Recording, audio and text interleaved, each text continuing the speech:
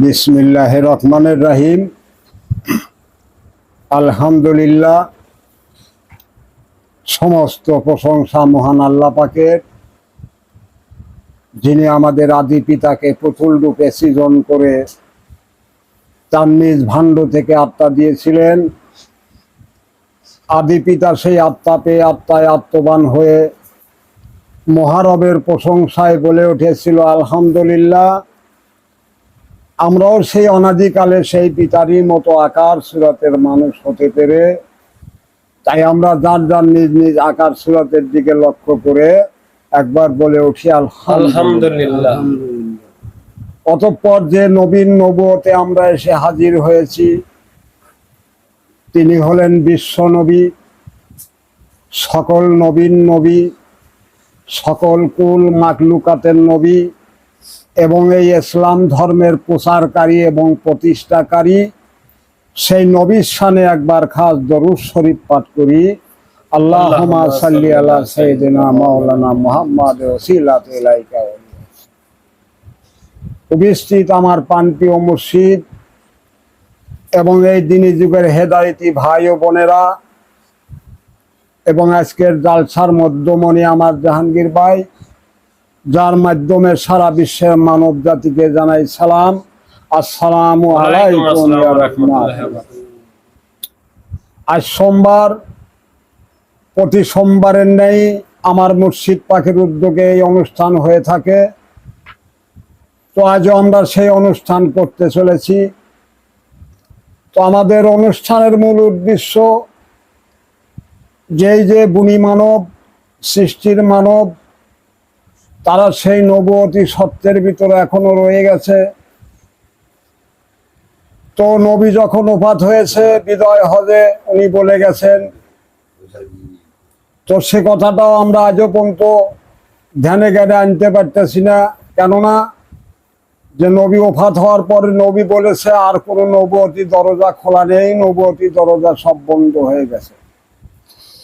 এখন আসবে দিনী যুগ, এখন দিনী পণ্ডিত আসবে, আর সেই কেবল তোমাকে দিন দিয়ে, রব দিয়ে, সুরত দিয়ে, সালাদ দিয়ে গঠন করাবে, আর কেবল সেই মাত্র ধর্ম তার কাছ থেকে পালন করে নিয়ে সেই ধর্ম পালন করলে তবেই যে তুমি সেই দিনী যুগের মানুষ হবে।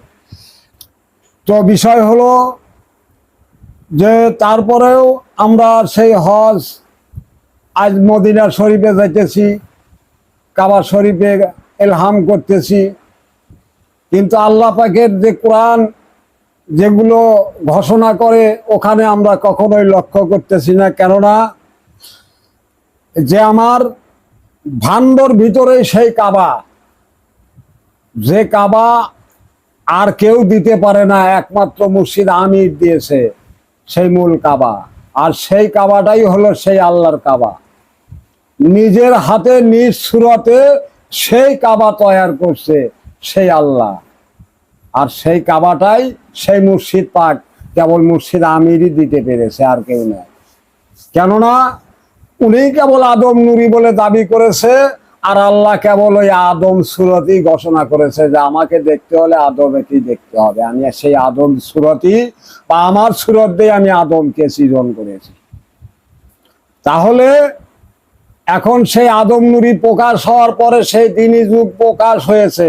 সেই দিনী যুগের ধর্ম নিয়ে সেই ধর্ম পালন করলে তবেই তোমার সেই ইবাদত গুলো সঠিক হবে, তাছাড়া নয়। এখনো তোমরা বুঝে আসো যে ধর্ম আগে নিতে হবে এখান থেকে। কোথায়? সেই পোতাজিয়া গ্রামে মুর্শিদ আমির আলীর সন্তানের কাছে এসে। মুর্শিদ আমির আলী নাই তাই যে ধর্ম চলে গেছে না, তার গচ্ছিত সম্পদ তার সন্তানের কাছে রাখা আছে। এখনো তোমরা সেখান থেকে ধর্ম নিয়ে তোমরা নিজেকে জানতে বুঝতে শেখো যে ধর্ম কাকে বলে আর কাকে পালন করতে হবে, কিভাবে পালন করলে সে আল্লাহর জান্নাতে ঢোকা যাবে।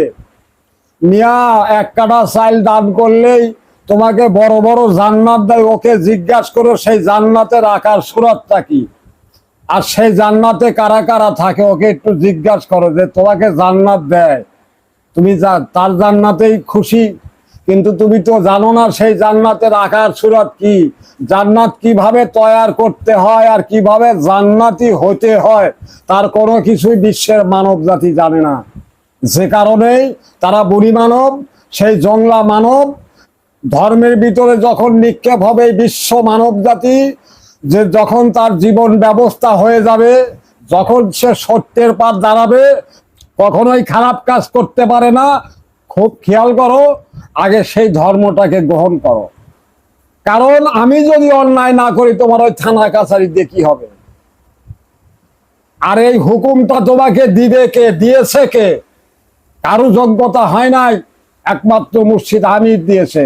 যে আমি আল্লাহর তরফের হেদায়েত দেই, আমি আল্লাহ পর্যন্ত পৌঁছানোর রাস্তা করে দেই। যদি সে রাস্তার উপরে দাঁড়িয়ে থাকতে পারে তো অবশ্যই সে জান্নাতি হবে। আর সেই রাস্তায় এখনো খোলা আছে, যদি তোমার মনে চায় তাহলে সেখানে আসো। আচ্ছা, সেই জান্নাতি ব্যবস্থা আগে তৈরি করো। কাকে জান্নাত করবে তাকে আগে দেখো, সেই জান্নাতে কি কি নিয়ে যাবে এখান থেকে নিয়ে যাও। এখানে না নিলে ওখানে কোনো কিছুই পাওয়া যাবে না। তার কারণ ওখানে স্বর্ণ আকার, ওখানে কোনো কিছুই নাই। যা ইবাদত করবে সেই ইবাদতের ফলে তোমার সেই জান্নাতে কি কি লাগবে সেগুলো তুমি তৈরি করতে পারবে। তাছাড়া না, এই জংলা মানুষের কোনো ইবাদত হয় না, এটাই সত্য। কোরআনের ধর্ম একমাত্র মুর্শিদ আমির দিতে পারে, আর কেউ না। আর সেই ধর্ম তার বড় ছেলের কাছে গচ্ছিত আছে। এখনো তোমাদের মনে চাইলে সেই ধর্ম গ্রহণ করো, আর নিজেকে জানতে বুঝতে শেখো। ধর্ম কাকে বলে, নামাজ কাকে বলে, রোজা কাকে বলে, আগে হেকারে ঢোকো। তাইলে তোমার সেই ইবাদত গুলো সঠিক হবে। তাছাড়া না, সারাদিন মিথ্যা কথা কলে আমার রব্বানা রব্বানা কলে ওই রবে আল্লাহ হনে না, ওই মুখ গন্ধ হয়ে যায়। ওই গন্ধ ডাক সে হনে না, পবিত্র মুখের ডাক শোনে। আর সেই পবিত্র হইতে হলে আগে তোমাকে তওবা নাসুহা নিতে হবে। ওটা দিতে পারে কে? একমাত্র জাহাঙ্গীর, আর কেউ না। তার কারণ ওই জায়গায় গচ্ছিত সম্পদ রয়ে গেছে। তোমরা যে যত বড় পণ্ডিত কেন না হওয়া, আর কারো যোগ্যতা নাই। কারণ একটাই, এ বিশ্বের মানব জাতি কেউ বলে নাই যে আমি সেই আদম নুরি। কারো কি যোগ্যতা হয়েছে এ পর্যন্ত? কখনোই না। 1400-1500 বছর ওফাত হয়ে গেছে নবী যাওয়ার পরেও কেউ তো এসে দাঁড়ায় নাই যে আমি সেই কোরআন আলা, আমি সেই কোরআনের ধর্ম দেই। কেউ কি বলেছে? না, কখনোই না। একমাত্র মুর্শিদ আমির বলেছে। আর সেখান থেকে ধর্ম নিলে তুমি পবিত্র হবে, তাছাড়া না। তাছাড়া তুমি যত ধর্মই কেন না করো, তুমি নোংরা মানব, জংলা মানব, এটাই সত্য। মানো আর না মানো ওটা তোমার ব্যাপার, কিন্তু কোরআনে যেটা বলে আমরা সেটাই বলছি। তুমি জংলা মানব, যতক্ষণ কোরআনের হেদায়েত না নিবে তোমার উপরে কোরআন কোনো হুকুম আনে না। তুমি নামাজ পড়ো, রোজা করো, ওটা তোমার মন গড়ানো। মানুষ কইছে হেইটা হুইনা কইটা যে নামাজ পড়লে জান্নাতের চাবি হয়, অসম্ভব। খালি নামাজ পড়লে হয় না। 1 লক্ষ মতান্তরে 2,80,000 নবুয়তি সত্য থাকে, ওগুলোকে পবিত্র করতে হয়। আদম নূরের ধর্ম পার এক নিষ্ঠায় দাঁড়িয়ে থাকতে হয়। তাকে একটু নড়চড় করলে ও আম্মারার ভিতরে পড়ে যায়। এখানে লক্ষ্য করো, করে সেই ধর্ম আগে গ্রহণ করো, করে সেই ধর্মগুলো পালন করো, তাহলে কাজে লাগবে। তুমি যত কষ্ট করতেছো এটা কোনো কাজেই আসতেছে না। এই যে লক্ষ লক্ষ টাকা খরচ করে মসজিদ মন্দিরে অনুষ্ঠান করো, এটা কোন কাজে আসবে? কোনো কাজেই আসবে না। তুমি তোমার নিজের জীবনকেই চেনো না। তুমি অলিয়া উলিয়ার দরবারে যা প্রার্থনা করো, অলিয়া উলিয়া কে আর তুমি কে? কার কাছে প্রার্থনা করলে? তোমার মূল মালিকেই অস্বীকার করলে। তোমার মূল মালিক তোমার কাছে রয়ে গেছে, আর তুমি কোন মন্দিরে যা পূজা করলে যে সেখানে তোমার সেই মহামালিক থাকে? ও ভুল করছো। তোমার মহামালিক তোমার কাছে থাকে, তাই তুমি তোমার কাছে থাকতে হলে আর রাখতে হলে আর নিতে হলে আগে সেই জায়গায় আসতে হবে, তাছাড়া না। তোমার মহামালিক গঠন হয় নাই, তুমি জংলা মানব, তোমার কোনো কিছুই নাই। তুমি মানো আর না মানো এটাই সত্য। তুমি কোনো কিছুতেই দাঁড়াইতে পারবে না যে এটা আমার, এটা মরবে না, এটাই কখনো আসতে পারবে না। সব কিছু ধ্বংস হয়ে যাবে তোমার জীবনে। কিন্তু আদম নূরের ধর্ম যখন নিবে, তখন তোমার জীবনের ভিতরে যে সব আয়াত বসানো হবে, সেই আয়াতগুলো যদি তুমি সঠিকভাবে পালন করো, তাহলে তোমার একটা অঙ্গ নষ্ট হবে না ইনশাআল্লাহ। এই সব অঙ্গলে সেদিন দাঁড়াইতে পারবে। কোথায়? সেই তোমরা যে বলো রোজ হাসরে কিয়ামতের মাঠে, সেদিন দাঁড়াইতে পারবে তুমি সবকিছু নিয়ে, তাছাড়া না। যতক্ষণ তুমি কোরআনের হেদায়েত গ্রহণ করবে না, তুমি জংলা মানব, এটাই সত্য।